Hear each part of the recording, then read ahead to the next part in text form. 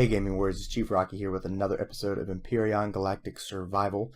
I'm back and closing out Season 2 of my multiplayer server. Even though I'm not playing on the multiplayer server, I see this as a fitting end to it since I did start construction on the Thunderous Might in that season. So anyhow, you can see here that I have completed the tweaking, you could say, of the Thunderous Might. I didn't change a lot, but I did change enough to where I like it and it's usable. Again, my builds are not the most aesthetically pleasing things flying around the galaxy. I can guarantee you that. I go for raw functionality, okay, utility, right? So more of utilitarian design. It's built for PvP, right? It doesn't need to look like Michelangelo painted it in the clouds. Oh, you can't touch that. Oh, I know it's going to get destroyed. So, it comes utility first and then survivability second. And if it meets those goals, then I worry about all the accoutrement, all the extra. I don't care about all that extra stuff, all right? It just needs to fly in your face and blow stuff up. If I did that, I'm happy. Alright guys, so let's go. And the first thing, we'll start from the top and work our way down. So obviously I did the color scheme, as you can see, the traditional lime green and royal purple, as I always use for my builds. Yeah, I really didn't change anything much here. The bird cage though, guys, the bird cage. You know, it annoyed me so much in that last episode. It was just, it did not look like it belonged on the ship at all. And I can tell you right now, I hate the lighting. The sun's like really facing the other direction here. But you can see, excuse me, you can see where I kind of rebuilt it. I made it a lot smaller and I made it contour with the actual ship. So looking at it, it's meant to be here. It looks like it belongs. So it's a lot more pleasing than that wart that was protruding from the top of this thing that I put on there earlier. I was just very, very dissatisfied with it. I really like this. It really came out looking nice. And I'll show you the inside as well here too.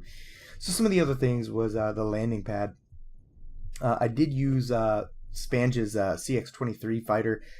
It's probably the best planetary fighter there is because it can handle both land and air targets quite easily, where my Spider Bite is not really suited for atmospheric flight.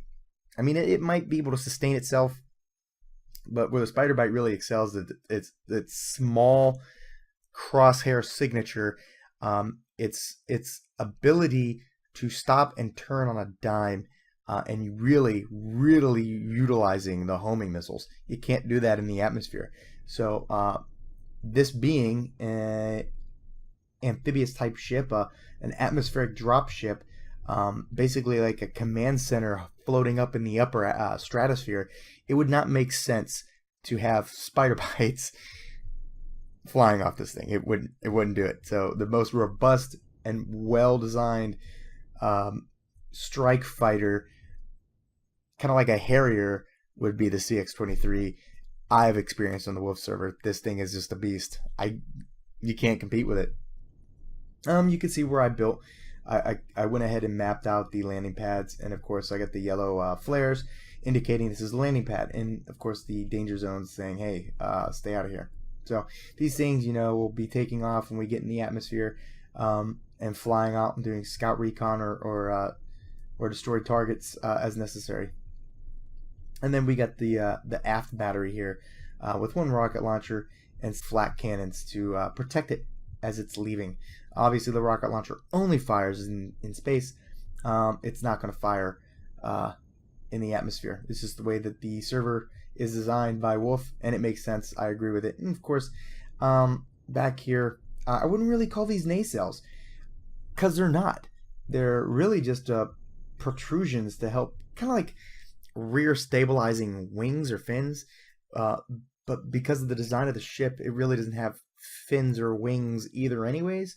So they're more like design features, but the way I envision it with this tail and these feet, more or less, is to stabilize it not only in flight, but to stabilize it in the atmosphere and on and landing. And I'll go over that more later as I get down towards the bottom section of that.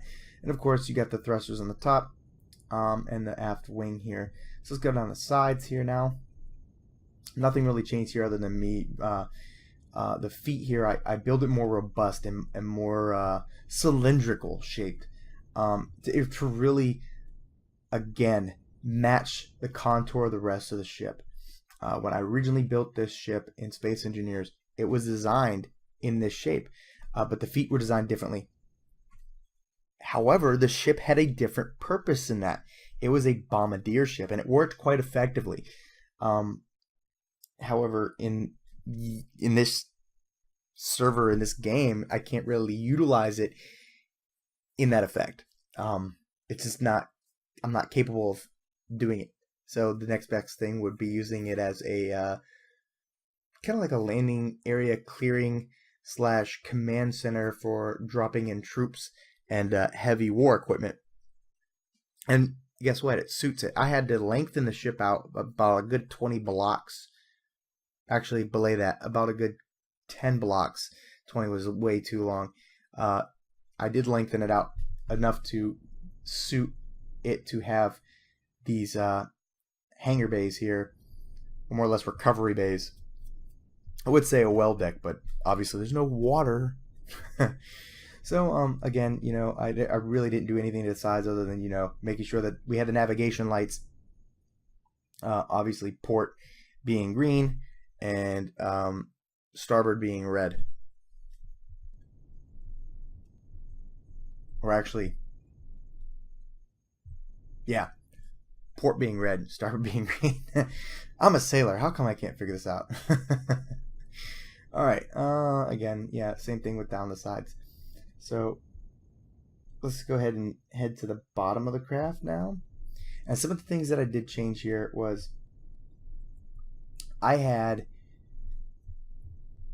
2 extra large thrusters in the front.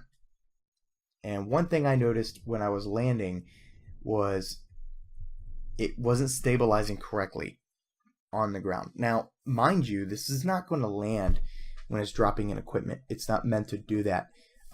It's meant to hold its position in the atmosphere, and it does it quite effectively with a great amount of fuel. Well, not a great amount, with very efficient fuel consumption. And we'll cover that later, but I had to really kind of figure this out. It was too heavy here, but I needed the thrust power. So instead, what I did, because these nacelles back here, not nacelles, feet now, were empty. Like, all they were was big triangles. And so what I did was I built these cylinders attached to this. I kind of rounded this out, put feet on it, and then I put in large thrusters right here, regular large thrusters. Why is this not painted? How dare you? Authorize you to be purple. There we go. So putting one large thruster here and one large thruster there gave me roughly a little bit more power than I needed, but it gave me enough so that if I can't hold myself with the regular thrusters, push on the atmospheric atmo thrusters, which is these bigger thrusters are actually utilized to lift me off the surface quicker. That can hold this heavy ship up. So these aft feet are actually utilized for not only keeping stability when landed, but to actually keep me stable and in flight in the atmosphere. Okay. So looking down here, you get your aft battery here, mostly cannons and miniguns, because obviously it's going to be facing down. So anything coming at it from the bottom is more likely a small craft. We have the quarterdeck here, which when landed, it's used to go ahead and board the craft. like so. And it can also be used as an observation deck during assaults. So the biggest change I made, one of the biggest changes I made, was these, what did I call them before? I said well decks. I wouldn't even really call them well decks. I'd say loading bays. These loading bays were designed differently. I didn't really like them. They were functional, but they were very unsafe, which meant that the tank crew had to really kind of go through this makeshift scaffolding that I put up, and it was really like, man, this guy could fall over, and then, you know, it's going to take time to load the tanks, which is then going to take time to assault the base, which is then going to allow them to muster their forces and mount a counter assault. So really, I needed it to make it safe. I needed to have a loading area which was relatively combined for the tank crew to be able to hop in the tank quickly. And what I had before was very kind of weird and gangly, kind of just didn't work. So what I did was I just made it one block, literally just one block deep. Okay, it still has this, which, you know, they'll jump on this, and if there's not enough room to jump over there, they could come over here and wait, and then walk across this real quick. Let me take my jetpack off, right? And then what I did was, with that room that I had, because this well deck or this loading bay was 3 blocks deep. So knowing that, I went ahead and built this little area right here. So this would be the staging area for the tank crews. All right, you know, you would have the gunner, the driver, and the commander, all sitting here with, of course, these lockers to stow all their personal stuff, which I can't access for some reason. Weird. And then they would be able to embark their craft. But these bays could not only be used to launch and recover tanks or any other equipment, they could be used to actually push out paratroopers or jetpack troopers. So that actually works in that aspect as well. So if we had enough people, but I didn't have enough hard heavy equipment, or I lost the hard heavy equipment, we could still, let's say we punctured a hole deep into the base. We knocked out a large majority of their defenses, and now we can mount a successful infantry attack. I could successfully move this above their base, well out of their turret range, and still mount a infantry assault, which would render pretty effective at that point. All right, so let's crawl up here since we're in here. So again, like I said, I closed all this off and I just added it straight to the P-way. This one obviously would be, yes, the storage room, which I didn't change. All I did was really just add the texturing and the paint to it. The generator slash engineering room, the main engineering room. Again, I didn't add anything or change anything to this. All I did was texture it. I cleared it out, textured everything, put everything right back the way it was. Alright, so down here to the actual quarters slash armory slash bathroom, so basically the general cruise area. I changed the layout of the cruise quarters, basically closing this off because this was actually exposed right here to the engine room, which would have caused radiation, which is kind of bad for sleeping troops. Yeah, they kind of need to be alive and fit. This, however, I did not change, and it still does have an exposed fuel tank right there. But they're not going to spend much time putting on armor in the armory either. So it's just meant to get your armor, get the hell out. And the same thing here. This was exposed to the fuel tanks, and obviously you want to come in here to get rid of radiation, not to receive it. So that was changed. Alright, going down the passageway. Again, this is another one of entrance to that same loading area. When I did that loading area, I actually pushed this out further as well. So it allowed me to add several more fuel tanks, a gravity generator for this side, a backup small generator, and an O2 tank. So basically this is an auxiliaries engineering room. Same thing with this. This one actually houses the offline protection, more fuel tanks, a small generator, and an O2 tank. So basically I have enough power that I would be able to push myself to safety if I lost the main engineering plant.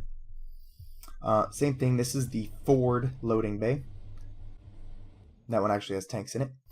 Coming up here, you have medical, which it houses everything you would need to make sure that if we did receive any casualties, we would be able to treat them and keep them alive and fighting.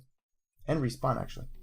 And then over here is a useless room for game functionality other than eating, but it is the crew's galley. Alright, moving forward now. Right here, you have the entrance. Okay, you know what? Let's go here. Let's go here. Alright, so this is inside the bird's nest. And as you can tell, I am in love with this space. This space is just magnificent. Okay, I couldn't have redesigned it in a better manner ever. Like, it was just wow. After I got done, I was like, I am very pleased with myself.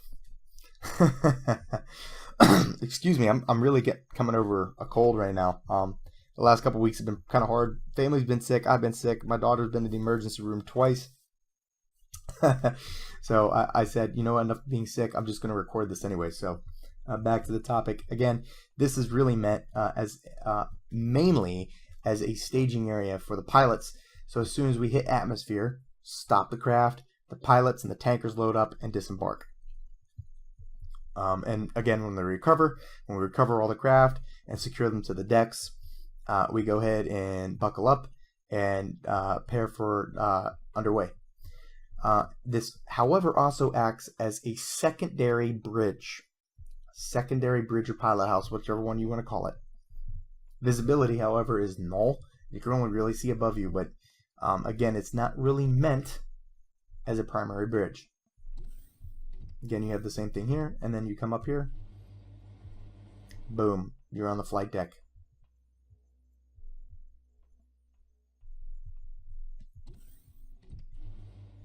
Now let's head back down. Alright, on either end of these are the ammo rooms. Okay, and this thing holds a abundant amount of ammunition. Okay, so when this thing is hovering, it is going to literally take an entire army to assault this thing before it runs out of ammunition. Again, like I said, one of my key things when I build these ships is survivability. Alright, so defense, right, and defense and design of the ship are crucial. You always have to have redundancies. You have to be able to have a fighting ship. Okay, so these are my well deck ops, or I just said this before. Let me correct myself, Gaming Warriors. There are no well decks on this ship. No well decks. There are loading bays. This is the Assault Combat Center. There is a port and a starboard. We, however, right now are centered in the port space. Alright, so I had a little extra room, and I decided to build something different, something cool. So if we're trying to land on the surface, or we're trying to get our bearings of where we're at, I could have somebody come in here and they could kind of hone in where we're at. There's plenty of spotlights on the bottom of the ship facing downwards to kind of hone us in, but let's just say I can't really get my bearings of where we're at. This will allow somebody to be like, hey, we got somebody right here, we got targets here, da-da-da-da-da.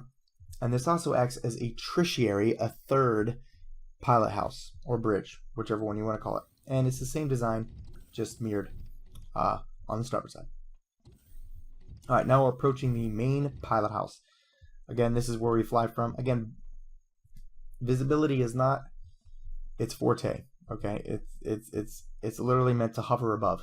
So all I need to really be able to do is point the damn ship in the right direction. It's fast, but it is not nimble. Okay, it is not nimble at all. I'm really changing here. I just again textured it. And that's really all she wrote for this. I can't overemphasize that this ship is designed for a specific purpose. It is not a combat ship at all. Can it fight? Oh yeah, it can fight. It's not going to do much. Most of these weapons are all defensive weapons. Okay, so let's go ahead and look at some of the statistics of the ship. It's not a very big ship either. Okay, so the statistics. It's Thunderous Might, ASC1, right? So atmospheric assault craft. Unlock at level 20. It is a class size 3. Okay, again, it's not meant to be this overbearing monstrosity that hovers above you and destroys you with lag. I don't need to have a class size 20 craft with nothing but lights on it. No, I'm trying to play the game, not destroy the game. But so everything here tells you the mass. The little bit thing, it has 29 fuel tanks. Okay, it holds a lot of fuel. But it has 4 generators. It has great output, but its consumption is very minimum. Okay, I have designed it that way. The main atmospheric thrusters remain off. They remain off until needed. And then everything else is kind of like on a standby mode, and you only really have the main functionality of the ship, which is forward thrust, pitch and yaw, and stability thrusters. That's really it. Okay. Oxygen tank, they got enough. Ventilators, we got plenty. Excuse me. So there's a lot to this ship. Flag turrets, you get 5, 4 cannons, 23 sentry turrets. Okay, so this thing it's going to be hard to penetrate. All right, 7 miniguns and 1 rocket. It takes quite a bit to build this thing, and if you were to do it in a factory, it would be 7 hours and 40 minutes. The big thing I want to really point out here is the docked. This thing can dock 4 tanks. It's designed for the relics. The relic Mark II. My main assault tank. My light LT1 light tank. And the CX-23 or the Spider Bite at this point. Spider Bite would really be meant for like a space defense, but the CX-23 Strike Fighter is probably going to be its main payload because it's actually quite effective to surface engagements. So that's really it. It's a beautiful ship. I'm very pleased with it, and I can't wait to try it out. However, as I alluded to in my last update video, I am not playing on the server right now. I have a very, very, very busy schedule, and I can't really fit online play right now. Hopefully, in the near future, I'll be rejoining the server. It probably will not be in this iteration of the Wolves online multiplayer server, but when I do get back on, this ship right here is going to be one of my mainstays. You can tell I'm kind of sick, so I'm not going to keep going through, but this is the end of my season 2. It is not the end of my YouTube. Okay, my channel is still going to be continuing, maybe not thriving, but it's going to be continuing. Again, I do this for fun, just for pure enjoyment. I like to share this stuff, and I hope you guys like it. Most of my builds from Empyrion are going to be PvP style. There's going to be some things I'm going to do for like going through my fleet review of all the ships that I've had on the Wolves server and I built. I'll do one of those, and I'll try to upload some of the stuff to Steam, to the workshop, for you guys to utilize and test and play with. And then I'm going to revamp Outpost X-Ray and Attack Base Zulu so that they are able to be cut and paste to other planets and other servers. Right now, most of my builds, when it comes to bases, I build to the environment to make the players struggle when they attack it. And that's basically how Attack Base Zulu was such a fortress. But I do want to continue that base and use it in the future. So there's certain things I can do around it when it is plopped down to make it more flow with the environment. So I'll be doing some stuff like that. But yeah, that's all I got, guys. So stay tuned. If you liked what you saw, hit that like button. And that's all I got. Chief Rocky, out.